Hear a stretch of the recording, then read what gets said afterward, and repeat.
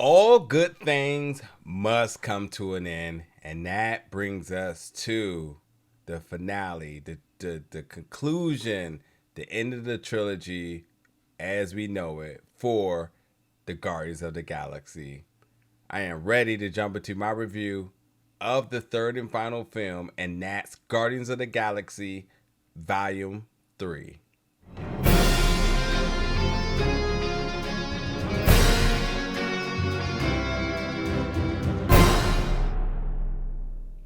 What's up, everybody, and welcome back to the channel today for another review. And today we're going to be reviewing the new film, Guardians of the Galaxy Volume 3, which is coming to theaters May 5th.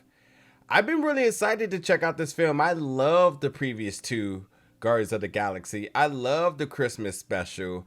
And just reflecting back into a film and a set of characters that a lot of people did not even know anything about, but now is a household name and are some of our favorite characters in the MCU.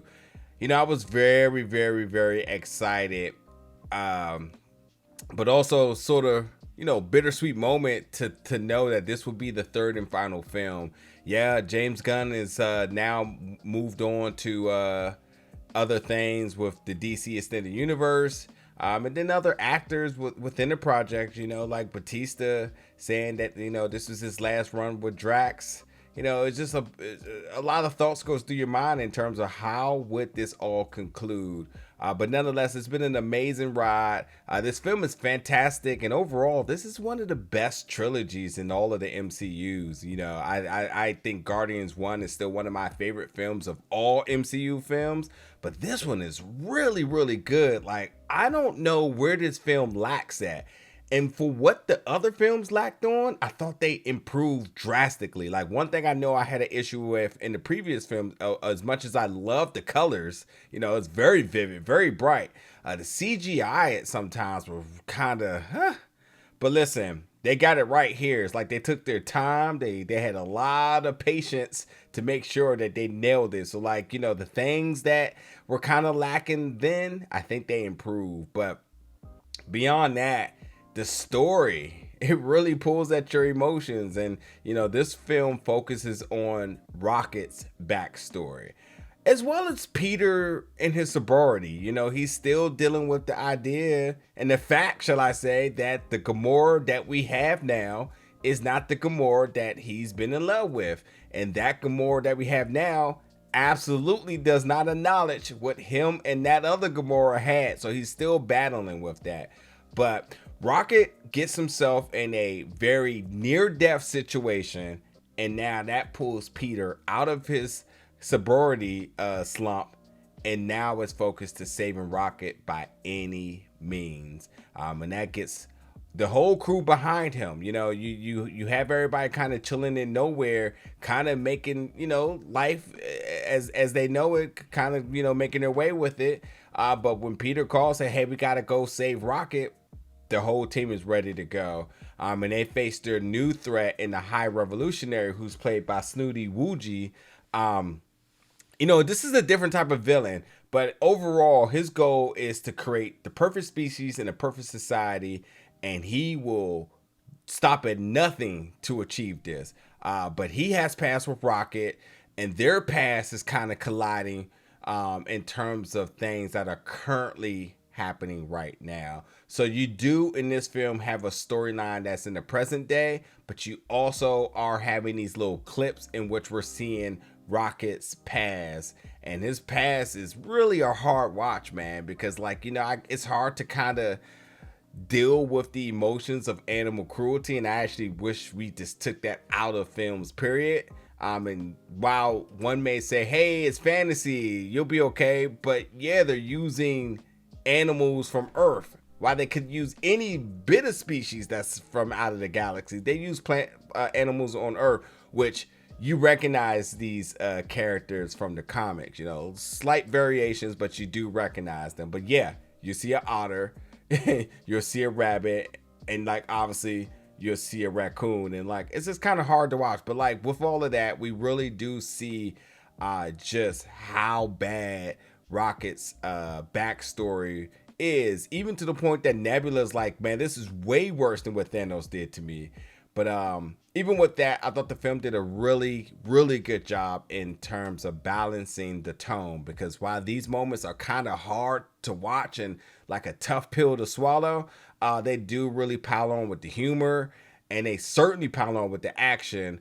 But even with that, they really provide a lot of good feel-good moments. So you don't have to worry about being kind of sad and emotional the entire time. No, they will pull you out of that and give you a lot of positivity. So that's good. But the cinematography was fantastic. I love some of these up close and very intimate shots that we got in this film, especially when it came down to Adam Warlock, who I had my reservations about him, but I will say that Will Poulter really, really, really brought it as Adam. And if you know anything about Adam from the comics, listen, his little adolescence mindset, oh, he nails it. And while he is considered one of the smartest characters, you know, you still see him struggling with him coming out of the cocoon too early, being sort of that kid mentality, but also being able to insert himself in situations and really show how powerful he is. So they did a really good job. He did a really good job and really, really shut all my doubt down as soon as he stepped on screen. But you know, Baby Rocket was cute. I'm sure they're gonna go crazy with the merch with that. Disney always does a good job with that. They still got that running joke about Rocket and what type of animal he is. Should I mention too, like the special on Disney Plus is certainly a watch because it does have its relevance in terms of things said and done in this film. So like while specials sometimes are just not canon or some type of side story, this one definitely has relevance within this film. So you definitely want to check out the Christmas special if you haven't. And which that is entirely funny, and this is just so funny. There's so many funny moments in this film. Drax is one of my favorite characters. So one, you know, Bautista making that announcement that, you know, this will be his last run with Drax. I was kind of like, oh man, like I'm gonna miss this character, but I'm satisfied because, you know, him and Pom, who plays Mantis, they're so good together, and they really, really, really brought together some very special scenes in this. And I also got to throw in Nebula as well too, who's also kind of like the angry aunt with him, but it really did work, the three of them together. And I think that like with that, I think there was a lot of other good duos that provided some really good scenes. I thought that Groot and Star-Lord had some good scenes.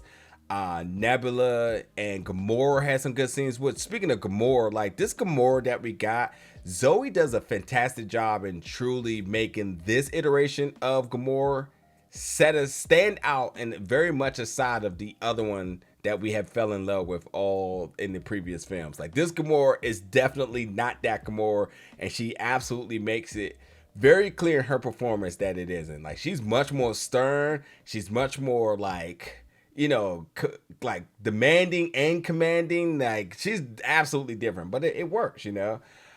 James Gunn, and anybody who's ever worked with James Gunn is absolutely in this film. So James Gunn and friends makes cameos in this. And even with that, man, I just want to say, like, the banter from all of the Guardians, I'm really going to miss that. I think everybody just really worked very well on screen together. Like, I'm really, really, really going to miss that. The soundtracks, 3 for 3, man. Every single Guardians of the Galaxy film, they have a banging soundtrack, and this one is absolutely great. I am going to get the vinyl without a doubt here. I was talking about the close-up shots with Adam. Anything that was like very like in terms of action, flight, or any type of aerial action that's kind of going on. These up close shots were so good, and you'll see them like very early in the film. Like as soon as Adam steps on the scene, you see like it really get very up close and personal. That is just so cool how they really shot that. Like I loved it. I loved it. The script is good. There's tons of humor, as I mentioned. The disses are funny, but also too, it has a lot of heart. And I think another very important core part of this film is that we see these characters fit in roles and positions that we've known them to be in all the previous films, but we also finally get to see folks really assert themselves in different positions. You know, you can look at Drax and say, oh, he's going to give you some laughs. But like seeing all of these characters really show their relevance to the team and their versatility on the team was truly special. And like while this film was the focus of Rocket's backstory, because all the other films took a moment to kind of focus on another character's backstory, where we got like Mantis, where we got one with obviously with Star Lord, and then Gamora and Nebula, obviously with Thanos and whatnot. This one was with Rocket. But even with that, we still got to see these characters still become really three-dimensional, like well-rounded. Like we got to learn so much more about these characters and so much more they can do besides just the typical norm and the positions that they would do. So like I really did appreciate seeing how each character, how they contribute to the team, even though the other ones didn't agree but happened to prove them wrong. And obviously the audience as well too, who always thinks like certain characters only could do certain things, you know. There's some good cameos, especially cameos from the previous film. There's one that's like really, really a feel good cameo. Like I really, really loved it. I again talking about Snooty Wooji, high evolutionary role. Listen, this guy really brought something special. He commands the screen with his anger and just his monologue. And like, again, while his whole goal is perfection, when he speaks, you really do pay attention to him. I thought he did a fantastic job at his, when he made his appearance at San Diego Comic-Con, was right there. But like stepping on screen, like this character is very different from other villains that we got. But when he does assert himself on screen, you pay attention, which is a fantastic job by the actor here. His anger is good. I know it's probably a weird way to describe somebody, but it was good, you know. But one of the very most important things that I wanted to talk about, because I absolutely love, was the third act. The third act was so good, and I can't totally confirm, but there may be a one shot that was filmed in this movie that may be the best one shot I've ever seen. It is so good. It's a team up, and they're in the hallway, and just how they're panning it around, and everyone's getting in their action, and how they're just moving around from one person to the next person. So cool. And if this is truly considered to be a one shot, it gotta be one of the best one shots of all films. Like, and that's a very high praise because it's done very, very good. And then, as much as I love that, there was definitely a moment where there was an icing of the cake where we do get another group team up. That was so cool. And again, the third act is so solid in this film that I just couldn't help but to just be like, yes, this is so good. But hey, it's Rocket's redemption story. And again, with the third act, we definitely get sent home on a feel good note. And I just couldn't just be but amazed about how good they handled the conclusion of this film. With that being said, there's a mid-credit scene. There's some very cool moments within the credits, and then there is an after-credit scene. So, you know, this film from top to bottom is just really good. The soundtrack is amazing. The opening really sets the mood and the tone and the music just to send you off on a high note.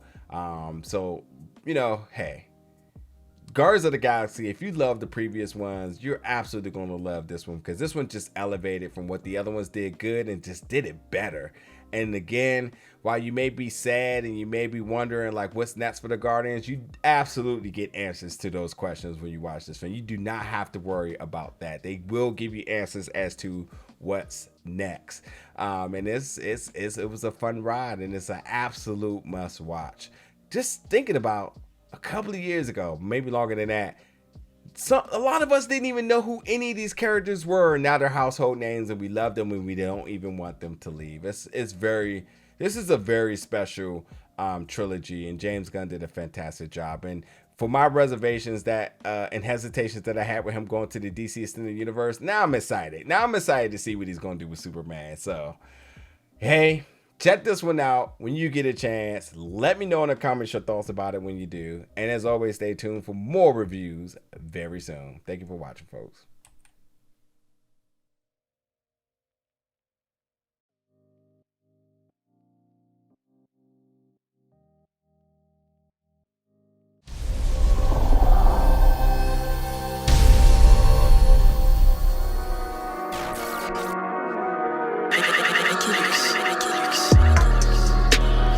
bell.